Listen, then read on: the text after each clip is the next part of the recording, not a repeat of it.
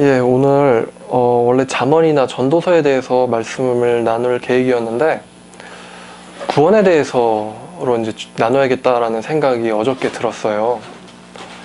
예, 그래서 구원이라는 것이 너무나도 우리에게 있어서 중요한 개념이고 또 중요한 과제이기 때문에 정말로 심도 있는 이런 나눔이 필요하다. 그리고 또 의외로 또 구원을 잘 모르시더라고요.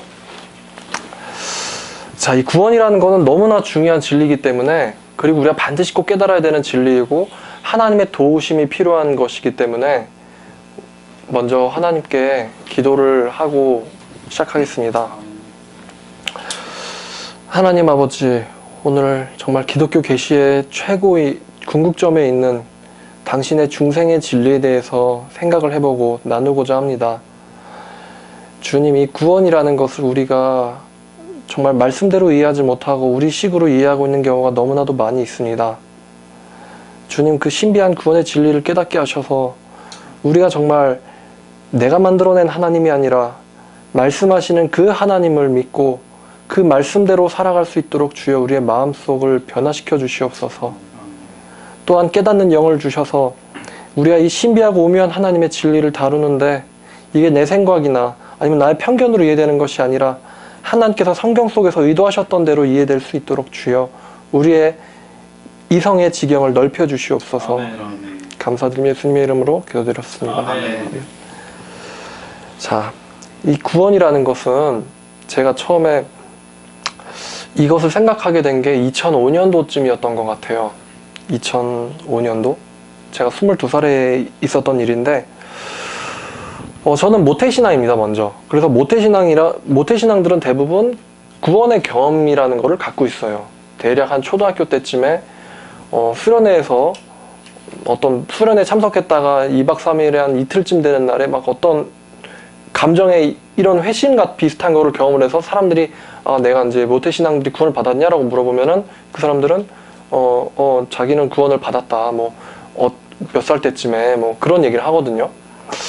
근데 이제 제가 이제 제 삶을 보다가 어떤 충격적인 사건을 통해서 도대체 내가 믿는 하나님이 바로 그 하나님인가? 수많은 신들 중에 하나가 아니라 성경을 기록하신 그 절대자 하나님이 맞는가에 대한 회의를 하게 되면서 도대체 구원이란 무엇인가? 이 주제를 가지고 제가 6개월 동안 성경을 보면서 연구를 했어요. 사람들한테 구원을 받았냐라고 물어보면은 구원 받으셨습니까? 이렇게 물어보면은 구원 받았다고 얘기해요. 그러면 구원을 받았다는 걸 어떻게 아느냐라고 물어보면은 자기가 믿고 있다라거나 자기가 과거에 어떤 저처럼 비슷하게 수련회 때 어떤 경험했던 것들, 아니면 예수님에 대해서 생각할 때 눈물이 흐른다거나, 아니면 자기는 찬양을 들을 때 굉장히 이렇게 펄펄 뛰면서 막 감격하면서 찬양을 들을 수 있는 사람이라거나, 아니면은 자기는 방언을 할 수 있다거나, 아니면은 자기는 장로의 아들이나 목사의 아들이라거나 이런 대답을 해요. 자, 그런데 똑같은 질문을 제가 여러분에게 묻겠습니다. 구원을 받으셨다고 한다면 그렇게 생각하시는 이유가 무엇입니까? 자, 이런 질문을 우리가 할 수 있어요. 그러면은 대부분의 경우, 거의 모든 절대 다수의 경우에 자기가 구원받은 근거를 성경에 의한 것이 아니라 자기 생각으로 대답하는 경우가 절대 다수예요. 한 1000번에 990번 정도는 거의 그럴 것 같아요. 내가 뭐 했으니까. 그래서 사람들이 자기 구원을 확신을 하는 그 이유가 이 하나님의 말씀 때문이 아니라 자기의 생각 때문이라는 거예요. 우리는 신천지나 하나님의 교회나 그 외에 여러 이단들을 보면서 봤을 때 어떻게 예수님을 정통교회를 10년, 20년 동안 믿던 사람이 이단에 빠질 수가 있지? 그런 의문을 우린 가질 수가 있어요. 그 사람들도 분명히 정통교회에 있을 땐 자기가 받은 사람이다라고 믿고 있었을 거거든요. 교회 다니면서 나 지금 죽으면 지옥 갈 것 같아. 이러면서 교회 다니는 사람들은 거의 없단 말이에요. 대부분 난 지금 죽으면 천국 가. 그렇게 믿으면서 교회를 다녀요. 근데도 그런 교회 생활을 10년, 20년 하고서도 이단에 빠지는 경우가 정말 비일비재하다는 거죠. 제가 하나님께 사람들한테 물어봐요. 당신 원래 뭐였었냐? 그러면 자기 장로교인이었대요. 그럼 장로교회 몇 년 있었냐? 15년 있었다 그래요. 그럼 15년 동안 장로교를 다니면서 그 15년 동안 기간 동안에 구원의 확신도 있었고 세례도 받았었고 뭐 그 교회에서 뭐 청년부 리더도 하고 활동도 하고 뭐 안수도 받고 그랬을 텐데 왜 지금은 이렇게 열심히 이단의 전도사가 돼가지고 막 열심히 이단교를 전파하고 있냐? 이제 그거를 우리가 생각을 해봐야 되는 거죠. 도대체 그러면은 그 사람들이 정통에 있었을 때 갖고 있었던 구원의 확신과 확신은 도대체 무엇이며 그리고 신천지나 하나님의 교회 다니는 사람들이 자기가 그 교회 다니면은 구원받고 천국 갈 수 있을 거라고 믿고 있잖아요. 그 사람들이 가지는 확신은 무엇이며 그러면 그 이단들이 가지는 구원의 확신과 지금 우리가 정통에 있어서 구원받았다고 하는 우리가 가지는 이 확신이 도대체 무슨 차이가 있는가? 여기에 대해서 생각을 해봐야 된다는 거죠. 이단도 자기 구원을 확신해요. 이단 다니면서 나 지옥 간다라고 생각하면서 불안해하면서 이단 다니는 사람 없단 말이에요. 그러면 그들의 확신과 우리의 확신이 정말 성경 안에서 성령께서 주시는 확신인지 아니면 그것이 나의 착각인지 우리가 알아야 한다는 것입니다. 사실 거기서부터 기독교 교리가 시작돼요. 거기서부터 성경이 시작된다는 거예요. 우리의 신앙생활이 구원에서부터 시작돼요. 제가 여러 번 말씀드렸지만 성경 말씀이라는 건 성령의 감동에 하여 기록되었고 하나님께서는 그것을 우리에게 자기의 영으로 계시하셨어요. 그러니까 구원받은 사람만 성령이 임하는데 그 우리가 구원받은 사람으로서의 그 받은 성령이 아니고서는 성경을 이해하는 게 당최 불가능하다는 거죠. 교육으로도 안 되고 그 사람들 이단이었던 사람들이 고백하는 것처럼 15년 동안 교회 다니면서 뭐 새신자 교육훈련 받고 수련회하고 말씀 사경회하고 세미나하고 그렇게 다녔는데도 결국 그 사람들이 진리에 이르지 못했다는 거예요. 우리가 성령이 하지 아니하고는 예수를 주라고 고백할 수가 없다고 얘기하는데 어떻게 그 사람들이 성령을 받았었다고 한다면 지금 그 참 하나님이 아닌 다른 하나님을 주로 고백할 수 있는가라는 거죠. 근데 지금 문제가 우리도 역시 그런 과오를 저지르고 있지 않나. 우리도 역시 이 세뇌라는 것은 이단만 시키는 것이 아니라 정통교회도 세뇌를 시킬 수가 있다고 저는 생각을 해요. 정통교회도. 바리새인도 지식이 있었어요. 근데 바리새인들도 자기가 죽으면 하나님 나라에 들어갈 수 있을 거라고 생각했어요. 바리새인들도. 근데 실제로는 그렇지 못했죠. 하나님 봤을 때 바리새인들은 독사의 자식들이었어요. 아비가 마귀였다는 거예요. 마귀의 자식이었다는 거예요. 근데 자기들은 아브라함의 자손이라고 생각했다는 거죠. 그래서 너희가 아브라함 자손이라고 스스로 생각하지 말아라 라고 얘기하잖아요. 자, 그럼 도대체 성경이 얘기해주는 이 구원이란 무엇이냐? 도대체 구원받은 사람은 어떤 특징을 가지느냐? 거기에 대해서 생각을 해봐야 되는 거죠. 제가 6개월 동안 그거를 생각을 해봤는데 제가 초등학교 2학년 때 회심이라는 걸 한번 경험하고 나서 그리고 22살까지의 인생을 거의 그냥 교회에는 열정이 없는 삶을 살았어요. 그냥 나오라고 하면 나오고 그다음에 이제 교회 끝나면 이제 빨리 집에 가서 이제 놀 생각하고 있고 그리고 뭐 말씀을 그렇게 뭐 봐야겠다는 생각도 안 하고 그렇게 뭐 전도를 해본 적도 없고요. 전도는 해보지도 않았고 큐티도 안 했고 뭐 말씀을 내가 사모해야 되는가 뭐 말씀을 외워야 되는가 꼭 이게 나의 생명을 살려주는 하나님의 양식인가 그런 개념이 하나도 없었어요. 그냥 주일 성수만 열심히 했고 그랬다는 거죠. 근데 제가 22살에 어떤 기가 막힌 일을 경험하고 말씀을 보면서 하나님께서는 우리의 일부가 아니라 우리의 전부를 요구하신다는 사실을 제가 알게 됐어요.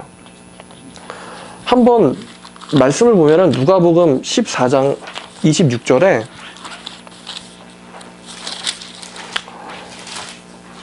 (26절에) 25절부터 봐요.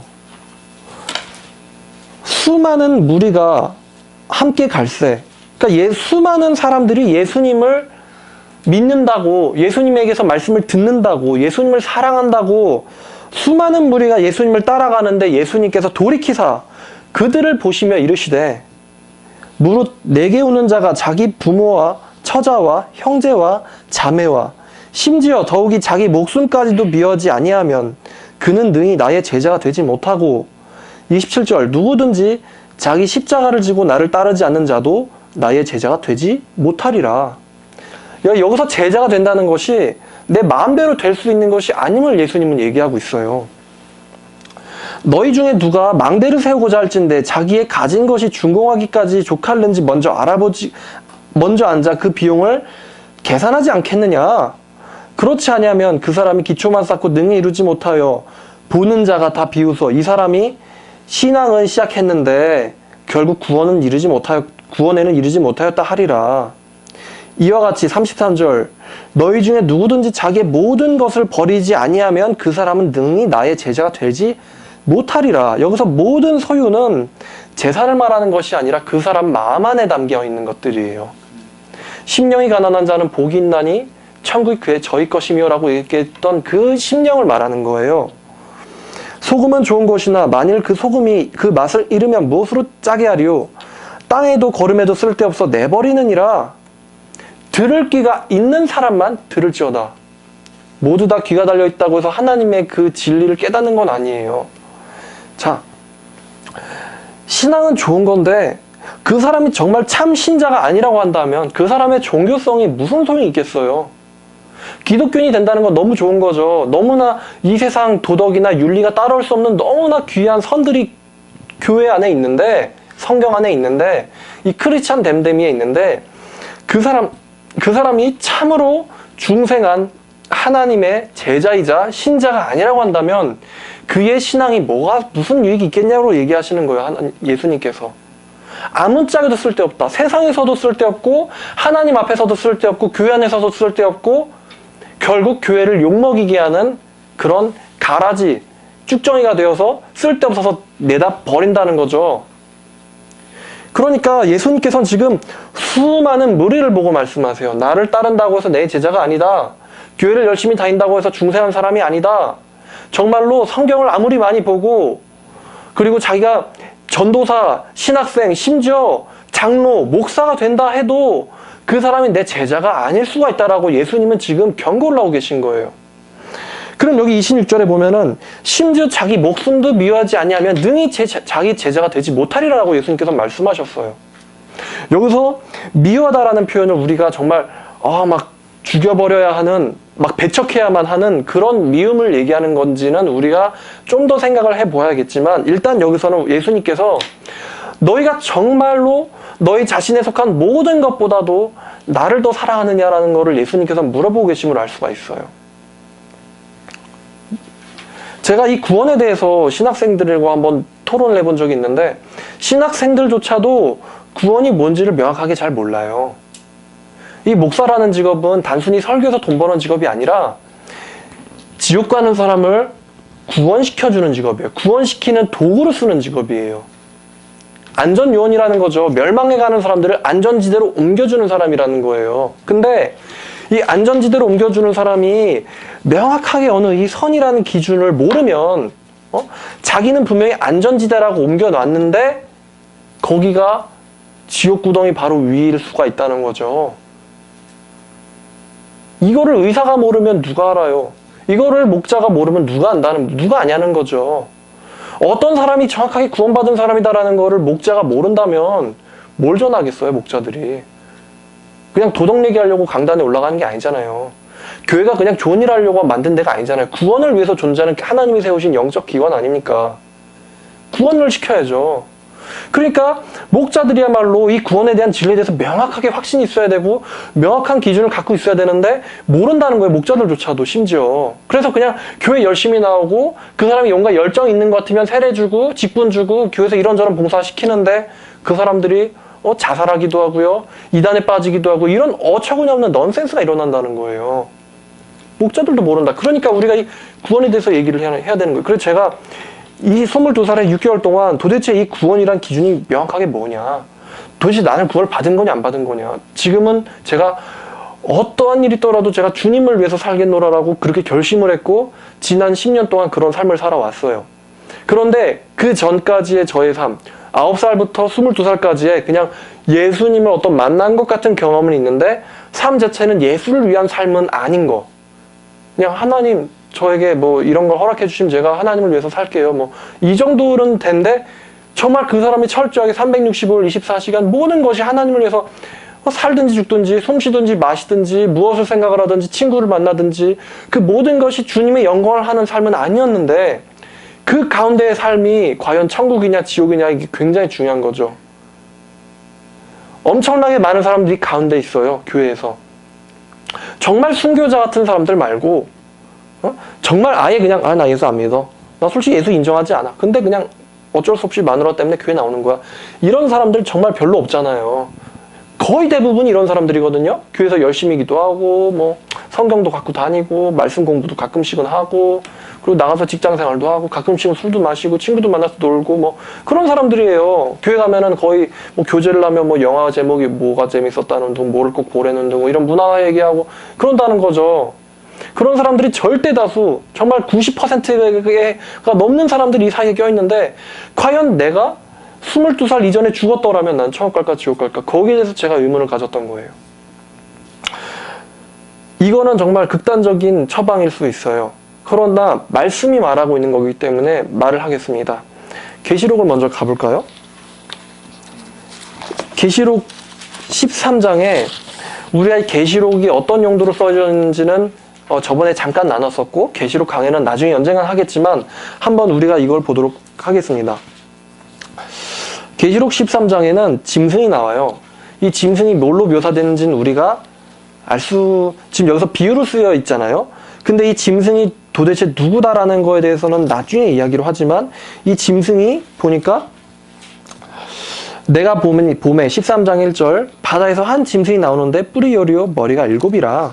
그리고 이 짐승이 4절에 용이 짐승에게 권세를 주므로 용에게 경배하여 짐승에게 경배하여 이르되 누가 이 짐승과 같으냐 누가 이 짐승과 더불어 싸우려 하더라. 그리고 3절로 거꾸로 가보니까 그의 머리 하나가 상하여 죽게 된 것 같더니 그의 죽게 되었던 상처가 나음에 온 땅이 놀랍게 여겨서 짐승을 따르고 그러니까 이 광경을 보니까 이거는 정말로 하나님에게서 나온 거다라고 믿게 되었다는 거예요. 그래서 놀랍게 여겨서 그 짐승을 따르고 짐승에게 경배를 하고 7절에 보니 그 짐승이 권세를 받아서 참 신자들, 참 성도들과 싸워서 이기게 되고 각 족속과 백성과 방언과 나라를 다스리는 권세를 받으니 자 우리가 주목해보자 하는 거는 이 8절 말씀이에요.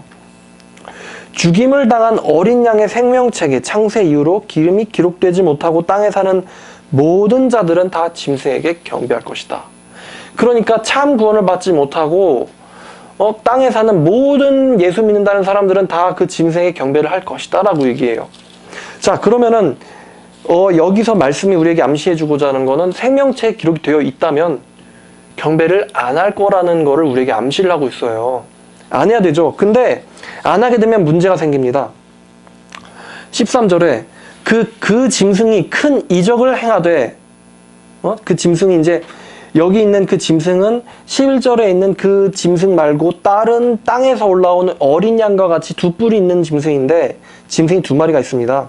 다른 짐승이 큰 이적을 행하되 심지어 사람들 앞에서 불이 하늘로부터 내려오게 하고 마치 이게 그냥 불타는 불이 하늘에서 떨어진다 이런 말을 하는 걸 수도 있지만 인간적인 생각으로는 도저히 납득할 수 없는 신비한 이적, 기적, 미혹, 진리까지도 모방해가지고 불이 하늘로부터 땅에 내려오게 하고 하나님의 교회에서 그러잖아요.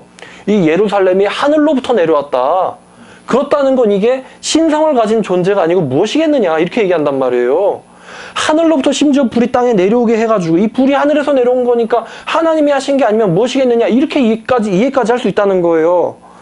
큰 이적을 행하되 이 14절에 짐승이 받은 바 그 이적을 행함으로 땅에 거하는 사람들을 미혹하여 땅에 사는 사람들에게 이르기를 저 짐승을 위하여 우상을 만들라 하더라. 그래서 그 짐승이 권세를 받아서 짐승의 우상에게 생기도 줘요. 이건 하나님이 태초에 그 아담을 창조하셨을 때 그 네페시 생명을 주신 거예요. 그 생명을 주신 것까지도 모방하는 거예요. 생기를 주어서 그 짐승의 우상에게 말하게 하고 또 짐승의 우상에게 경배하지 아니하는 자는 몇 명이든지 1명이든 2명이든 10명이든 100명이든 1000명이든 10,000명이든 설명 1억 명이든 다 죽이도록 하니라. 철저한 철저한 사례를 얘기하는 거예요. 자, 8절에는 분명히 생명책에 기록되지 않고 이 땅에서 신앙생활하는 자들은, 사는 자들은 다 짐승을 경배할 거라고 그랬어요. 근데 여기 다음에 14절을 보니까 경배를 안 하면 몇이든지 100% 다 누구든지 죽인대요. 누구든지. 자, 큰 자나 모든 자, 작은 자나 부자나 가난한 자나 자유인이나 종들에게 오른손에 이마에 표를 받게 하고 누구든지 표를 가진 자 외에는 매매를 못하게 하니, 자, 모든 사람으로 하여금 그 짐승에게 경배를 하지 않고는 살아갈 수 없게 만드는 거예요. 세상 속에서. 그러면 14장으로 넘어가서 쭉 가겠습니다. 쭉 가는데 9절에 셋째 천사가 다른 천사 곧 셋째가 그 뒤를 따라 큰 음성으로 이르되 만일 누구든지 짐승과 그의 우상에게 경배하고 이마에나 손에 표를 받으면 그 사람이 교회를 얼마나 오래 다녔든 그 사람이 예수를 믿는다고 고백을 하든 말든 상관없이 표를 받으면 그도 하나님의 진노의 포도주를 마시리니 그가 거룩한 천사들 앞과 어린 양 앞에서 불과 유황으로 고난을 받으리니 11절에 그 고난을 영원토록 받으리라. 짐승과 그의 우상에게 경배하고 그의 이름의 표를 받은 자는 누구든지 밤낮 쉼을 얻지 못하리라 하더라. 12절에 성도들의 인내가 여기 있나니, 이 말씀은요, 참 성도가 여기에 있다는 거예요. 참 성도가 여기에 드러나나니 그들은 하나님의 계명과 예수에 대한 믿음을 지키는 자니라. 다 지킨다고 진짜가 아니라는 거죠. 여기에 있다는 거예요. 여기에 비로소 진짜와 가짜가 드러난다는 거죠. 예수님께서 오셔서 모든 백성을 다 불러서 모든 민족을 다 불러 모으시고는 양과 염소를 마치 바다를 가르듯 쫙 가른다 그랬어요. 그런 거예요. 그러므로 또 내가 들음에 하늘에서 음성이 나서 이르되, 하나님께서 말씀하시는 거죠. 하나님께서 큰 음성으로 말씀하시기를 기록하라. 지금 이후로 주 안에서 죽는 자가 복이 있도다 하시매 성령께서 이르시기를 그러하다 그들이 수고를 그치고 쉬리니 이는 그들의 행한 일이 따름이라 하시더라. 자, 어떠한 사람들이 이 계시록의 말씀을 보았을 때 어떠한 사람들이 구원받은 사람이에요? 교회 다닌다고 하면서 자기 욕심 채우는 사람? 자기 성공 추구하는 사람? 전도사? 신학생? 목사 안수 받은 사람? 어떤 사람이 참 예수님에게 속한 생명체에 기록된 사람이죠? 참 인내와 믿음을 가지고 죽기까지 충성하는 사람이 진짜 크리스찬이에요. 진짜 크리스찬. 살아날 수 있는 방법이 없어요. 경배를 안 하면은 짐승에게 죽고, 경배를 안 하면 하나님에게 죽고, 경배를 안 하면 짐승의 우상에게 경배를 안 하면 짐승에게 죽고, 짐승에게 경배를 하면 하나님에게 영벌의 심판을 받습니다. 살아날 방법이 없는 거예요. 그러면 어떻게 우리가 구원을 받을 수 있느냐? 죽기까지 충성할 수 있는 신앙이에요.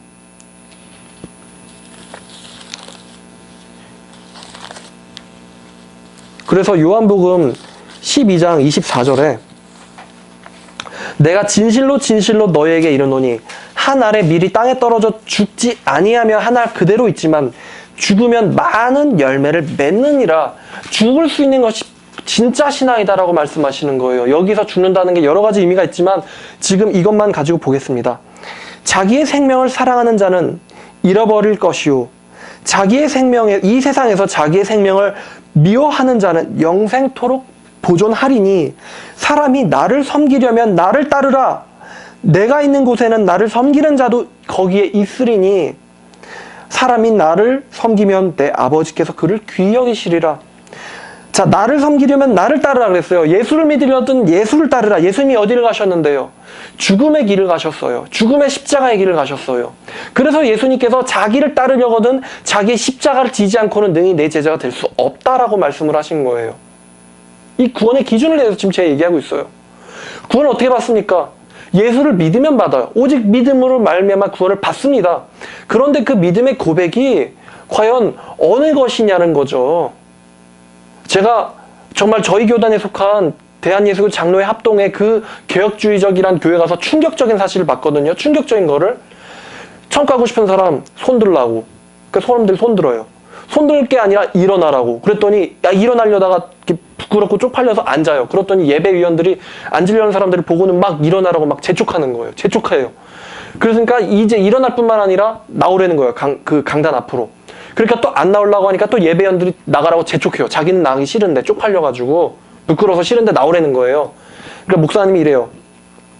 자 이제부터 내가 하는 말을 마음속으로 따라해라. 그러면서 뭐 나는 이제부터 예수님께서 뭐 나를 위해서 죽으신 것과 이렇게 나불나불 이렇게 하시더라고요. 그러면서 하는 사람들이 그러면서 이 사람들이 이제부터 다 천국의 자녀들이다. 교회 등록해라. 교회 등록을 해라. 제가 그거를 보고 충격을 받았어요. 아니 성경에서 얘기하는 회심이 앞에 나가는 것도 쪽팔려가지고 안 나가려는 사람들을 따라하게 주문 외우듯이 그거 따라하게 만들고는 고개 끄덕거리면 그게 성경에서 얘기하는 성령의 초자연적인 중생인가요? 수련회 2박 3일 날 그 음악 깔아놓고 어두운데 캠프파이어 태워놓고는 울적하게 노래 틀고 하면서 막 울 먹이면서 예수가 우리를 위해서 죽었는데 애들 눈물 막 질질 흘리면 이제 날 위해서 따라하라고.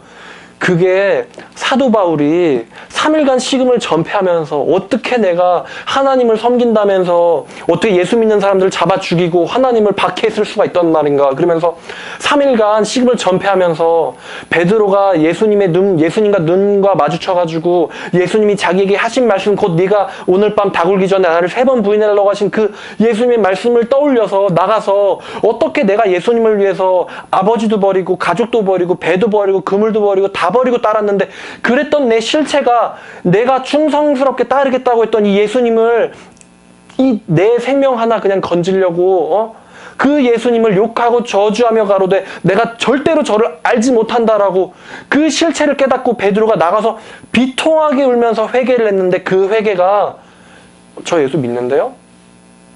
그거랑 같냐 이거죠. 저 교회 다녔어요. 저 장로 아들이에요. 저 목사님 아들이에요. 저 신학생이란 말이에요. 나 목사인데? 그게 과연 우리의 구원의 확신이 될 수 있냐 이거예요. 제가 지금 그거를 묻고 싶은 거예요. 교회를 몇 년 다녔냐가 중요한 게 아니에요. 사도 바울이 얘기하기를 고린도 후서 13장 5절에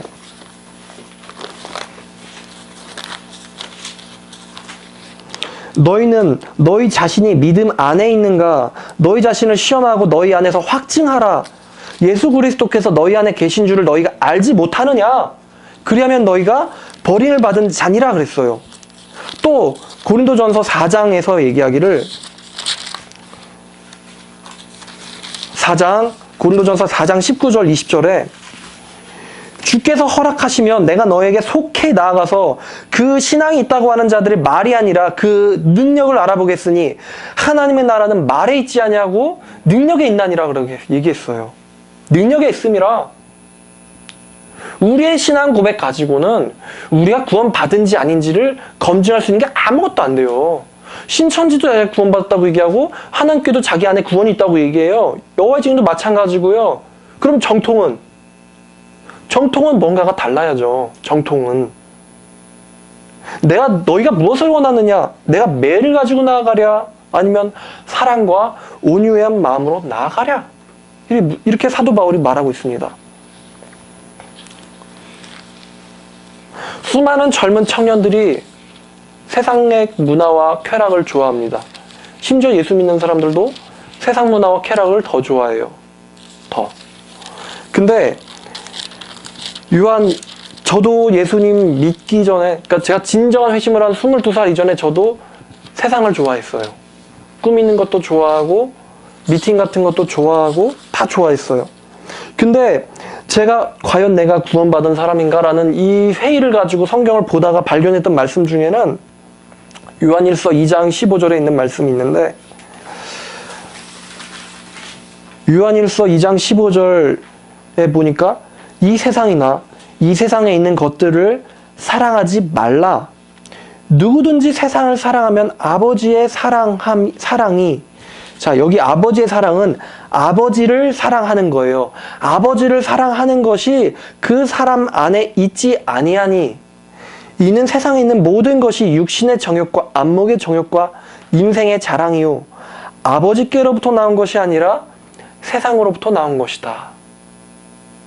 자, 지금 이 말씀은 하나님도 사랑한다고 하면서 세상도 사랑한다는 사람들에게 엄청난 질문을 던져주고 있습니다. 세상을 사랑하면은 너희 안에 아버지를 사랑함이 없을 수도 있다가 아니라 없다고 얘기하고 있어요. 이 세상도 정욕도 지나가되 오직 하나님의 뜻을 행하는 자는 영원히 거하느니라 라고 지금 얘기합니다. 예수님께서 또 그런 말씀을 하신 적이 있죠. 사람이 두 주인을 섬길 수가 없나니 한 사람을 미워하고 다른 한 사람은 사랑하거나 아니면 한 사람은 멸시하고 다른 한 사람은 귀히 여기기 때문이다. 너희가 하나님과 재물을 동시에 겸하여 섬길 수가 없느니라라고 얘기해요. 성경이 우리에게 얘기하고자 하는 거는 계시록 말씀에서 본 것 같이 순교의 신앙을 요구합니다. 그냥 단순히 죽는 것만 얘기하는 게 아니라 모든 것을 버리고 주님을 사랑하고 있느냐를 요구하고 있어요. 과연 모든 것을 버렸느냐? 마음 안엔 조금이라도 남아있지 않느냐? 하나님만이 전부이고 하나님만을 위해서 사는 것이 그 사람의 낚시며 하나님의 영광을 돌리기 위해서 존재하는 것이 그 사람의 존재의 목적이냐? 그 목적이 너희의 목적이 되었느냐? 성경은 우리에게 그것을 요구하고 있다 이거예요. 하나님의 2000년 전에 계시록이 기록될 시대를 살던 사람들에게 죽기까지 충성하실 것을 요구했어요. 그리하면 생명의 면류관을 받으리라고 했어요. 하나님이 요구하시는 건 순교의 신앙이에요. 그렇다면 지금 2000년이 지난 지금에는 그분이 순교의 신앙을 요구하시지 않으시고 그냥 교회만 열심히 다니기만 하면, 내가 예수를 믿는다라고 내 스스로 생각하기만 한다면 구원받은 걸로 인정해 주시겠느냐? 구원받은 걸로 보시느냐? 하나님이 그런 내 입술의 믿음을 받으시느냐는 거죠. 하나님께서는 공의로우신 하나님이에요. 하나님은 항상 동일하신 분이에요.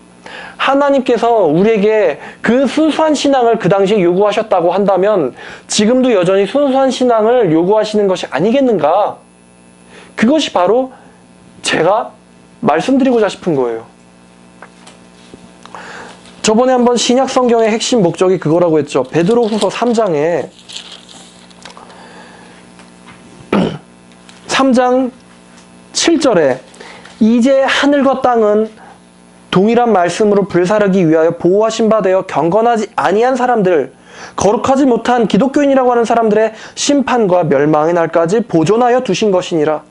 사랑하는 자들아, 주께서 하루가 1000년 같고 1000년이 하루 같다는 이 한 가지를 잊지 말라.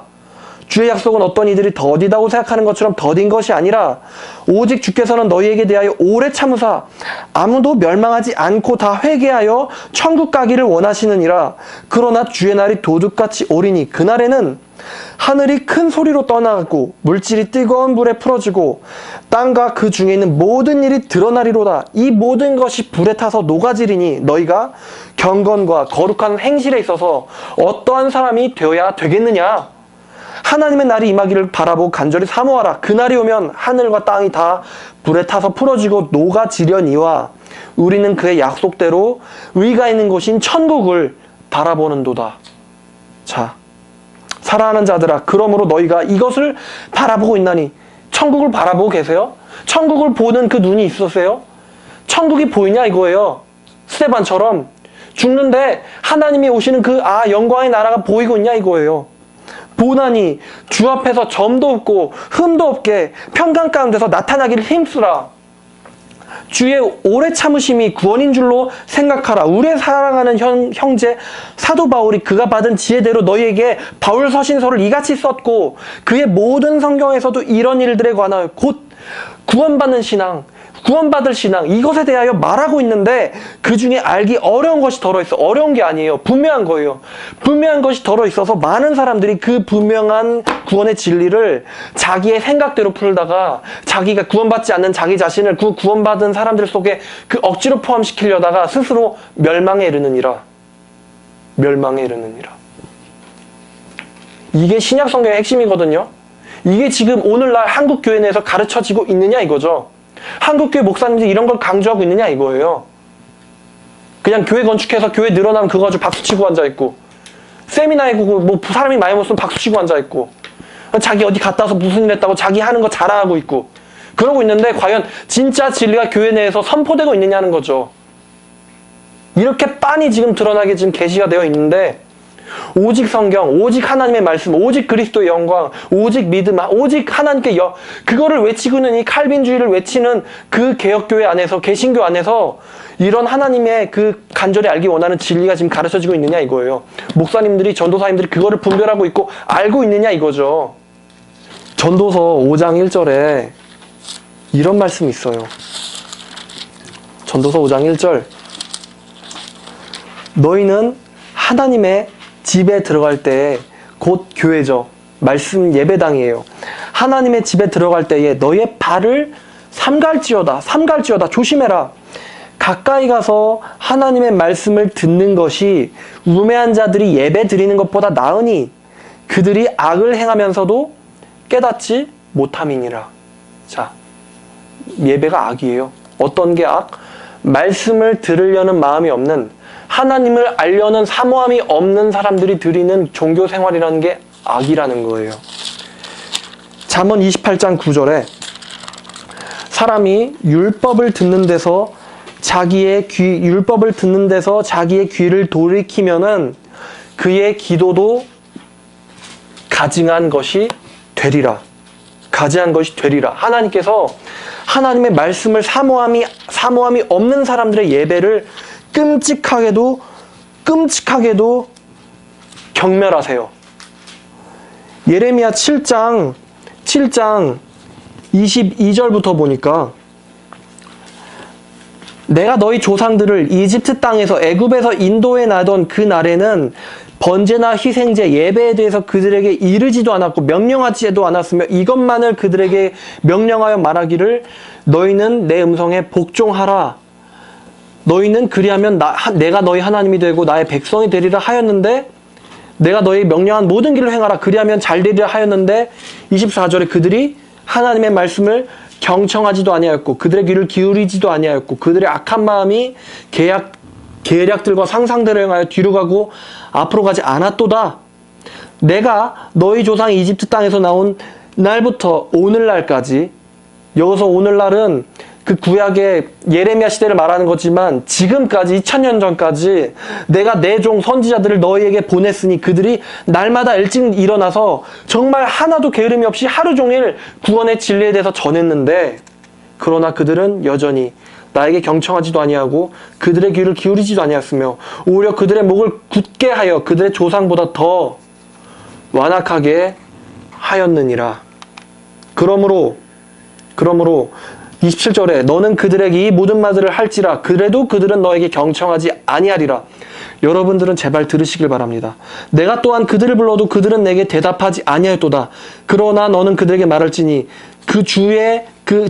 그들의 하나님의 음성에 복종하지도 아니하고 교훈도 받지 않은 민족이라. 진리가 사라지고 그들의 입에서 끊어졌도다. 다시 예레미야 6장 16절에 너희 주가 이같이 여호와가 이같이 말하노니 너희는 길에 서서 보고 옛길 그 선한 길이 주님께서 말씀하신 그 좁은 길이 어디에 있는지 물어 그곳으로 걸어가라. 그리하면 너희가 구원을 얻으리라 하였으나 그들이 말하기를 우리는 걸어가지 아니하리라 하는도다. 내가 너희 위에 파수꾼을 세우고, 그러니까 이제 목사님 선지자들이죠. 말하기를 나팔 소리에 귀 기울이라 하였으나 그들이 말하기를 우리는 귀 기울이지 않겠노라. 난 세상이 더 좋아. 그러므로 너희 민족들아 들으라. 오 회중아 그들 가운데 무엇이 있는가 보라. 오 땅아 들으라. 내가 이 백성에게 재앙을 가져오나니 그들의 생각의 열매까지라. 이는 그들이 내 말들과 내 법에 하나님의 말씀 성경 말씀에 경청하지 아니하고 그것을 거절했기 때문이라.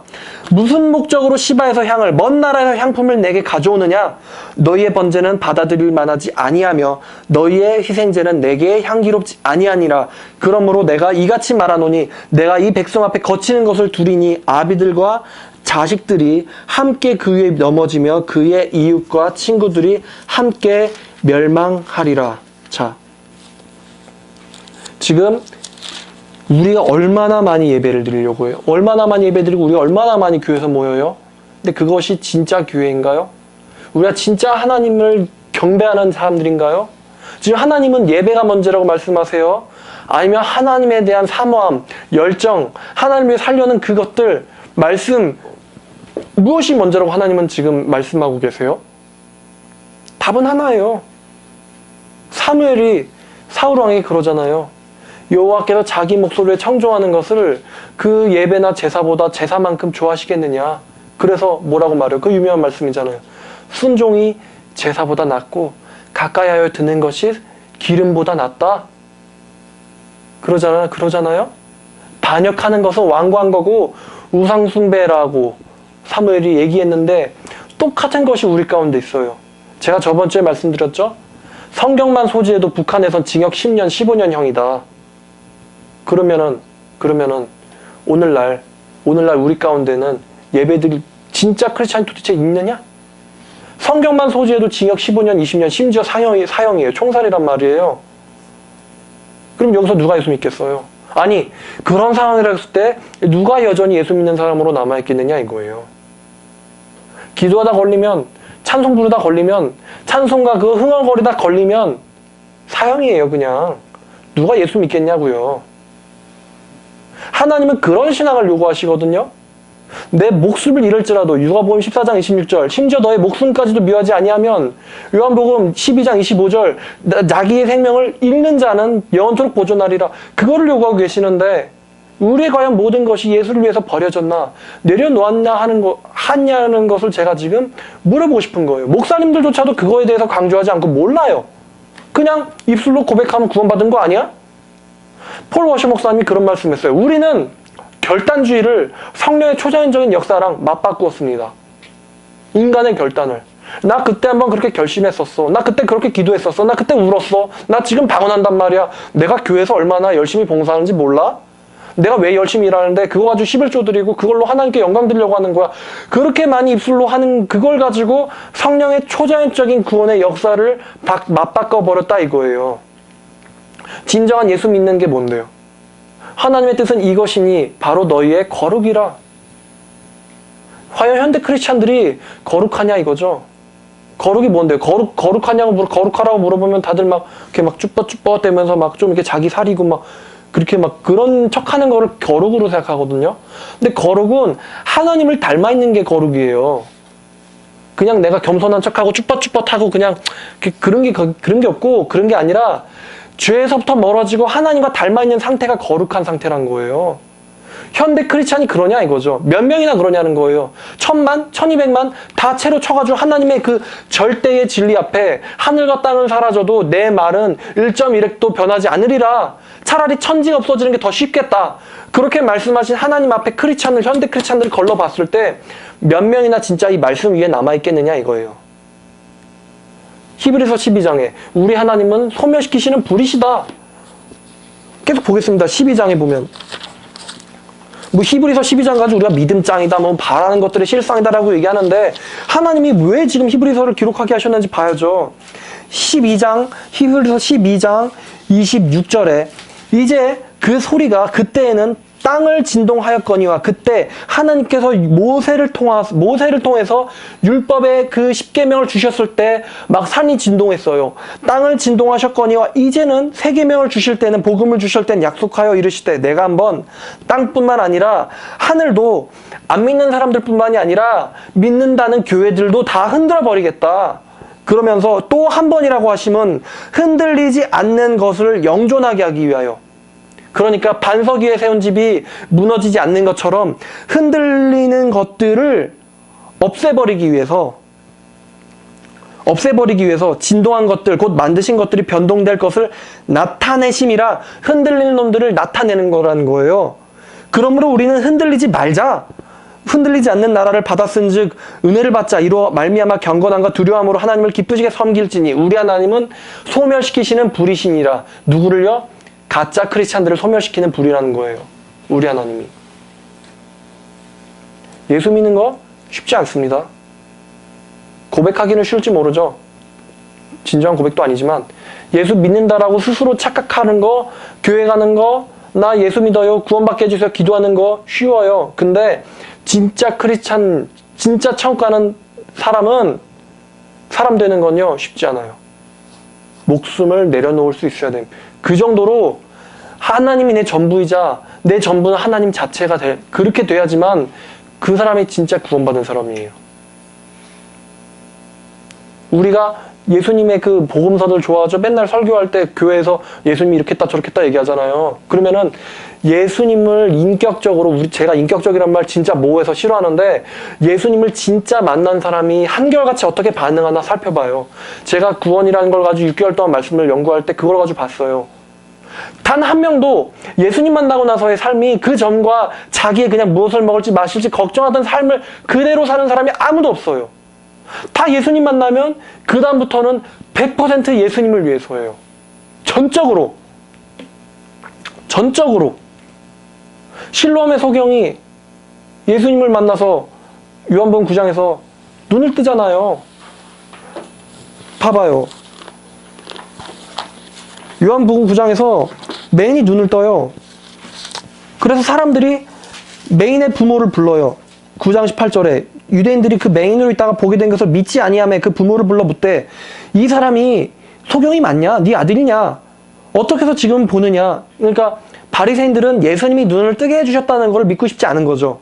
부모가 대답하여 이르되 이 사람이 우리 아들인 것과 날 때부터 소경으로 난 것을 내가 아나이다. 부모들이 대답해요. 그러나 지금 어떻게 해서 그가 보는지 또 누가 그 눈을 뜨게 했는지 우리는 알지 못하나이다. 웃기지 말아요. 왜 몰라요? 알지. 근데 왜 모른다고 얘기했을까요? 22절 부모가 그렇게 말한 것은 이미 유대인들이 누구든지 예수를 그리스도로 시인하는 자는 출교하기로 사회에서 매장시키기로 결의하였으므로 그들을 무서함이로라.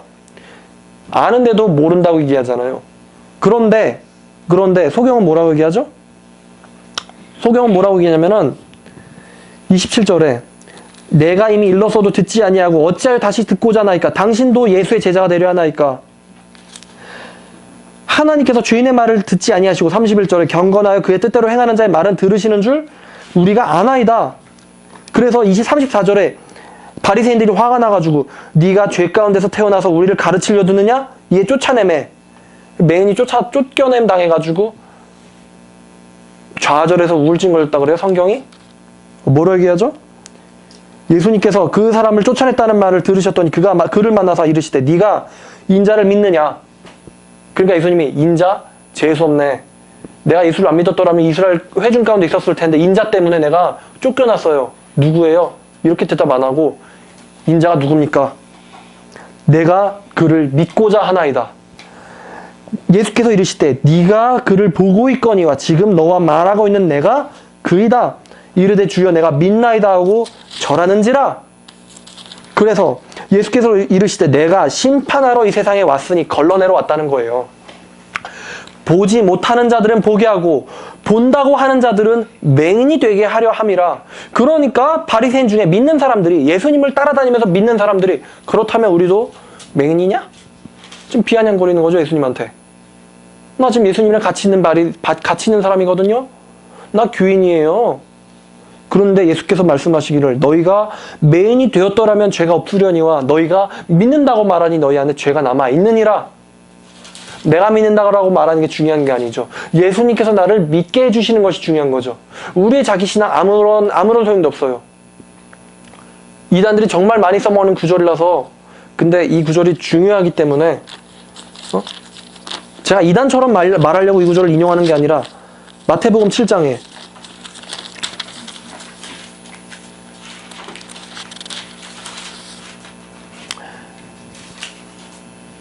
나더러 주여 주여 하는 자마다 다 천국에 들어갈 것이 아니오. 7장 21절 하늘에 계신 아버지의 뜻대로 행하는 자라에 들어가리라. 그날에 많은 사람이 나에게 이르되 주여 우리가 주의 이름으로. 이 사람들이 예수님을 주라 불러요. 주의 이름으로 선지자 노릇도 했고 가르쳤고 목사질도 했고 주의 이름으로 귀신도 쫓아냈고 주의 이름으로 많은 권능을 행하지 아니하였습니까? 주님과 더불어서 지금 묻는 거예요.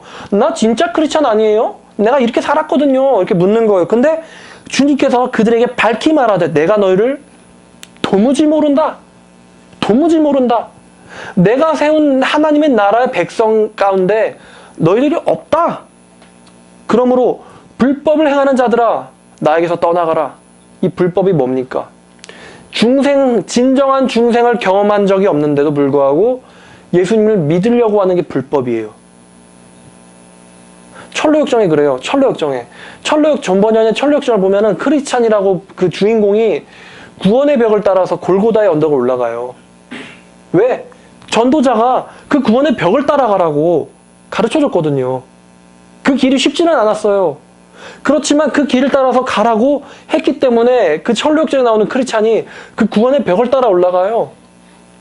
그런데 그 벽을 타고 넘어와가지고 왜 이런 어려운 길로, 좁은 문으로 들어가지 않고 왜 이런 어려운 길로 가지 않고 왜 당신은 이렇게 가냐고 묻는 사람들이 있어요. 나는 양들의 문이요. 나를 통해서 가지 않는 사람들은 다 절도요, 강도니라. 좁은 문, 진정한 회심, 낮아짐, 깨어짐, 자책, 진정한 회개. 오 주여, 내가 이제부터 어찌하리이까? 이런 진정한 회개 없이도 그냥 예수 믿는다요? 그런 좁은 문을 통과하지 않고도 구원의 길을 지가 가고 있다고 믿는 착각하는 사람들이 있다는 거죠. 그걸 보고 예수님께서는 니들이 불법을 행하는 거라고 보고 계시는 거예요. 그게 불법이에요. 예수님이 가라고 하신 그 법대로 가지 않는 거. 경계하는 자가 법대로 경계하지 아니하면 상을 얻지 못하리라. 그 길, 구원의 길, 좁은 문. 근데 지금 그 많은 사람들이 지금 말씀에서 이렇게 명백하게 기록되어 있는데도 불구하고 자기 신앙으로 신앙하고 있어요. 말씀의 신앙을 하는 게 아니라, 말씀이 나를 깨뜨리는 게 아니라 말씀을 지가 깨뜨리고 있어요.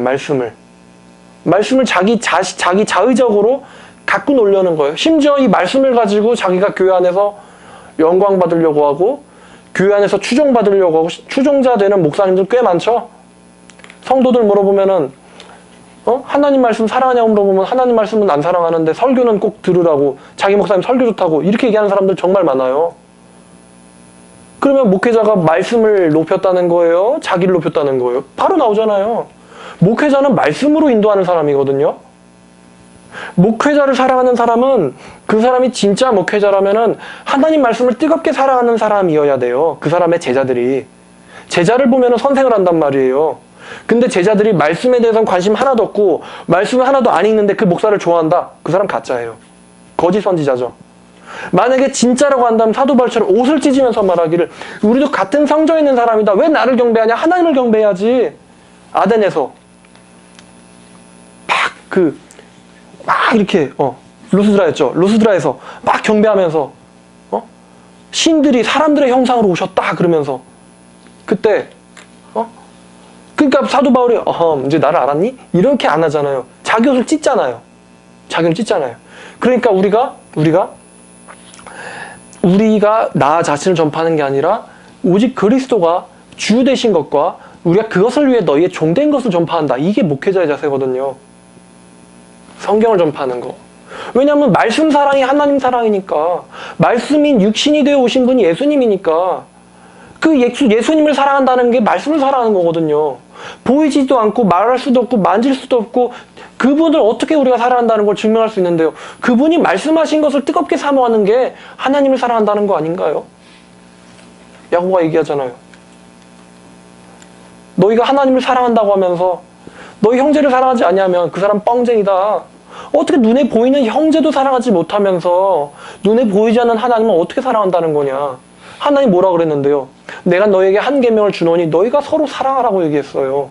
너희가 서로 사랑하면 그것을 통해서 세상이 너희가 나의 제자인 줄 알리라. 신학교 안에서 서로 사랑이 있는가? 교회 안에서 서로 사랑이 있는가? 다 자기 신앙, 다 자기만, 다 개교회주의, 우리 교회만. 그러니까 교회가 다 이단들한테 각계교 파당하잖아요. 쟤네 교회에서 뭐가 일어났대. 다 신경 끌려고 하잖아요. 우리 교회 신천지 다 신경 끌려고 하잖아요. 지저분해, 싫어. 왜요? 주님의 교회를 커다란 몸된 하나의 교회로 보지를 못하고 내 거로 보니까요. 그러니까 자기랑 이득이 안 되면 안 움직이는 거죠. 수많은 하나님의 종들이 몇만 명이라면서요. 근데 진리를 수호하려고, 그리고 그 진리를 전파하려고 진짜 목숨 걸고 애쓰는 사람들 몇 명이나 됐는데. 저 진짜 가슴이 아파요. 가슴이 아파. 칼빈 신학의 끝은 연합이에요. 연합. 하나됨이라는 거예요. 교회가 하나 되는 거. 하나 되는 거. 그게 칼빈 신화의 끝이에요. 뭐 교리가 어쩌고가 아니고 그 교리의 끝이, 칼빈 신화의 끝이 교리의 하나됨이라는 거라고요. 교회의 하나됨이라는 거라고요. 그게 하나가 돼야 성령 안에서 코이노니아, 교통이 있는 거예요. 성령의 교통. 가서 그냥 교회에서 야, 너 잘 지냈냐? 아, 오늘 영화는 뭐가 재밌더라. 너도 가서 봐. 이런 게 성령의 교제가 아니고 진짜 참 구원받은 사람끼리 안에 살아계신 하나님의 성령 보혜사 하나님이 계시기 때문에 성령끼리 서로 교통하시는 것. 그게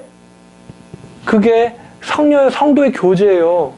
그래서 사도신경에 거룩한 교회와 성도가 서로 교통하는 것과 몸이 다시는 것과 죄를 사해 주시는 것과 영원히 사는 것을 믿는다고 그러잖아요. 니케아 신조에서. 성도의 교제. 우리가 지금 다 깨어졌어요. 교회도 깨지고 교리도 깨지고 구원도 깨지고 다 자기 신앙이 너무 전 가슴이 아파요. 정말 여기가 북한 사회라고 했을 때 정말로 예수님을 사랑할 수 있는 사람이 몇 명이나 될까? 그렇게 말씀드렸죠? 북한에 믿는 사람 10만, 14만 있다고 하는데 우리나라엔 1000만, 1200만, 1600까지 다 합쳐서. 근데 제 생각에는 북한에서 천구하는 사람이 더 많을 것 같다. 진짜 예수 믿으면 총살시켜버린다고 했을 때 누가 그렇게 믿을까? 제가 행위구원 얘기하는 거냐고요? 절대로 저 행위구원 얘기하는 게 아니에요. 저는 진정한 믿음에 대해서 얘기하고 있단 말이에요. 동전, 지폐양면, 진정한 믿음과 그의 삶, 보여지는 삶, 열매로 나무를 알지니 삶으로 본질을 아는 거예요. 믿는다고 하면서 삶이 하나님을 사랑하는 삶과 동떨어져 있으면 아니라는 거예요. 전 지금 오직 믿음, 그 믿음이 진짜인 거를 얘기하고 있단 말이에요. 제가 친구 신학생한테 그렇게 얘기를 했어요. 도대체 이 행위구원과 도대체 이 믿음이 어떤 관계냐? 그렇다면 만약에 믿는다고 하면서 전도도 안 하고 개신교 그 예정론이면은 믿는다고 하면서 전도도 안 하고 그냥 들어놓아서 잠만 자고 그래도 구원받은 사람 다 가겠네 이렇게 얘기하는 거예요. 그러니까 도저히 삶과 믿음이란 본질을 연결시키지 못하고 있는 거예요. 그래서 제가 이렇게 얘기했어요. 쉽게 얘기해서 사랑을 가지고 우리가 사랑을 서로 좋아하니까 또 우리 다 20대 친구들이고 전 30대예요. 친구들이고 하여튼 미혼이니까 다 관심사는 사랑 아니겠어요? 그래서 사랑을 가지고 얘기를 해봤어요. 사랑을 어떻게 정의할 수 있느냐? 보이지 않는 사랑을. 하루에 몇 번 문자하고 하루에 몇 분 이상 통화하고 그리고 그 사람이 다쳤을 때는 꼭 가서 뭐를 해주고 붕대를 발라주고 몇 번 이렇게 했을 때 그게 이제 사랑이고 그 이전까지는 사랑이 아니다. 이걸 어떻게 이렇게 해서 사랑이 사랑인 거를 증명할 수 있느냐? 그리고 내가 어떤 사람한테 정말 불살하게 내어주고 돈도 빌려주고 할 수 있잖아요. 돈도 빌려주고 약도 빌려주고 학용품도 빌려주고 다 빌려주고 그런다고 해서 그게 진짜 사랑이라고 믿을 수가 있느냐? 아니라는 거죠. 하지만 진짜 사랑한다면 우리가 어떤 한 여자를 진짜 사랑한다면 그 여자를 더 알고 싶어하고 그 여자가 뭘 더 좋아하는지를 알고 싶어하고 그 여자를 위해서 내가 좋아하는 것도 희생할 수가 있게 되고 그 여자를 위해서 그 여자를 지키려고 심지어 내 목숨도 바칠 수가 있게 되는 거. 우리가 그런 거를 보고 이 사람이 정말 걔를 사랑하는구나 알 수 있잖아요. 카사노바들이 말만 사랑한다고 하는 게 그 사람들의 삶이 엉터리가 아니고 그 사람들도 정말 여자한테 헌신적으로 해줘요. 근데 가슴속에 뭐가 없냐? 진정한 사랑은 없죠. 그러니까 예수님도 마찬가지예요. 우리가 아무리 정말 교회에 대해서 헌신적이고 열정적이어도 그걸 가지고 그 사람이 예수님을 진짜 사랑하느냐? 알 수 없어요. 근데 우린 그걸 보고 판단한 경향이 짙어요. 저 형들 진짜 열심히 있구나. 구원받았나 보다. 근데 본질은 모르는 거죠. 근데 만약에 반대로 그 사람은 예수님을 진짜로 사랑하고 있는데 과연 말씀을 사랑하지 않을 수가 있겠으며 이 구원의 진리를 전하지 않고 살 수가 있겠으며 하나님이 원하시는 거룩을 이뤄가지 않을 수가 있겠으며 그 천국을 예수님의 재림을 사모하지 않을 수가 있겠는가? 없다는 거죠. 만약에 사랑한다고 얘기하면서 그에 뒤따르는 삶이 나오지 못한다면 그 사람이 사랑이란 개념을 잘못 알고 있든지 아니면은 지가 사랑이 없다라는 자기 자신을 모르던지. 소크라테스가 네 자신을 알라 했는데 불행한 일은 우리 자신이 얼마나 하나님 앞에서 거짓됐는지, 구원받지 못했는지를 모른다는 거예요. 모른다. 그러면서 나는 알고 있다라고 믿다는 것이 비극인 거죠. 말씀에 대해서 하나도 모르면서 말씀을 알고 있다라고 믿는 것이 비극이에요. 말씀에 대해서 제대로 가르치지 못하면서 나는 참 능력 있는 종이구나라고 생각하고 있는 게 비극이라는 거죠. 한국교회. 그래서 이 지경이 된 거죠. 믿는 그 삶이 다르지 못했으니까. 이단들의 삶과 비교해 봤을 때 오히려 어떤 부분에서는 진리를 알고자 하고 그 진리, 지들이 말하는 그 진리를 전파하는 데 있어서 한국교회가 못했으면 못했지 더 잘하진 않아요. 도시에서도 보면 전도한다는 사람 보면 10에 9, 100에 99는 다 이단들이고, 전도가 안 된다고 막. 안 되는 게 어딨어요. 자기가 하기 싫으니까 안 하는 거지. 그죠? 말씀에 대해서 막 진리를 알려고 막 직장 때려치고 휴학하고 막 성경을 놓고는 6개월 동안 어디 복음방인지 틀어박혀가지고, 개신교에서는 그 사람들이 거짓 진리를 위해서도 그 정도는 하는데, 개신교에서 예수 믿으려고, 예수 믿기 위해서 1년 동안 성경만 보라 그러면 누가 예수 믿겠어요? 수능 보려고 교회 다니던 교회도 때려쳐야 할 판인데, 그죠?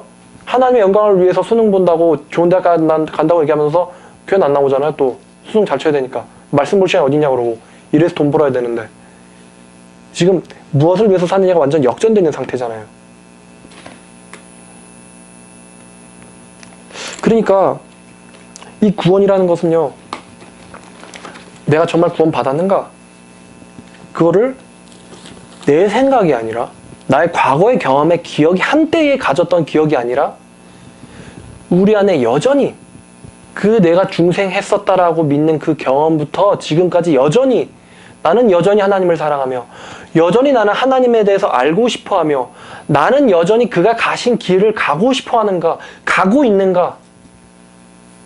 매트릭스라는 영화에도 명대사가 있는데, 길을 아는 것과 길에 걷는 것의 차이를, 구원의 길에서 백날 말하는 사람이어봤자 뭔 소용이 있어요. 구원의 길을 가고 있는 사람이어야지. 그죠? 예수님에 대해서 논하는 사람이 무슨 소용이 있냐고요. 예수님을 닮아가고 있는 사람이어야지. 마지막으로 말씀 한 절만 보고 마치려고 하는데요. 데살로니가전서 1장에 5절에 이런 말씀이 있습니다.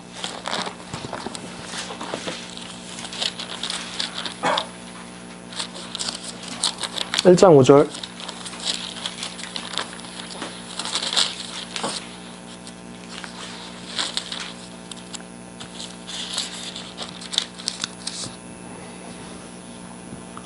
이는 우리의 복음이 너희에게 말로만 이른 것이 아니라 또한 능력과 성령과 큰 확신으로, 대단한 확신으로 된 것임이라.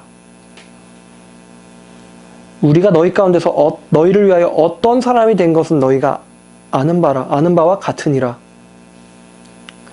또 너희는 많은 환난 가운데서 성령의 기쁨으로 말씀을 받아 우리와 주를 본받은 자가 되었으니, 그러므로 너희가 마게도냐와 아가야에 있는 모든 믿는 자의 본이 되었느니라. 4절에 하나님의 사랑하심을 받은 형제들아, 하나님이 너희를 택하심을 아노라.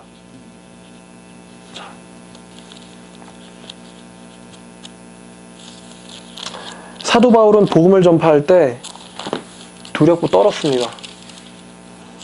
어떤 사람들은 이거를, 행위구원 특히 주장하는 사람들이 사도 바울이 지옥 갈까봐 떨었다고 얘기하는데요. 천만의 말씀이고요.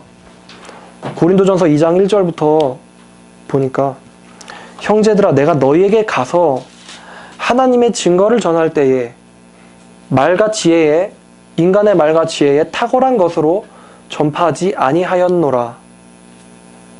이는 내가 너희 중에서 예수 그리스도와 그의 십자가에 못 박히신 것 외에는 아무것도 알지 아니하기로 작정하였음이라. 내가 너희 가운데 거할 때 약하고 두려워하고 심히 떨었노라. 왜요? 제가 지옥 갈까봐? 아니죠. 사도 바울이 하나님에게 받은 그 은혜의 복음을 인간의 지혜로, 인간의 논리 따위에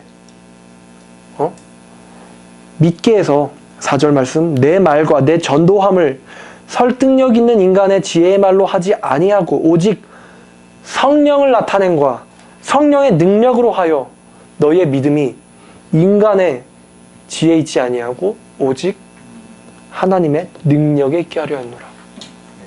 자, 우리는 인간의 논리, 내가 예수님을 부인하지 않고 믿고 있으니까 나는 구원받은 자 아니겠어? 이런 인간의 논리로, 아니면 자기 과거에 경험했던 그 것들, 눈물 흘렸으니까 난 진짜 믿는 자 아니겠어? 이런 걸로 하는 경우에 참 많아요. 근데 바울은 인간의 논리도 믿을 수가 없다. 바울 자신도 그랬으니까. 자기도 자기 논리로는 하나님 잘 섬긴다고 생각했었으니까. 근데 알고 봤더니 박해자였죠?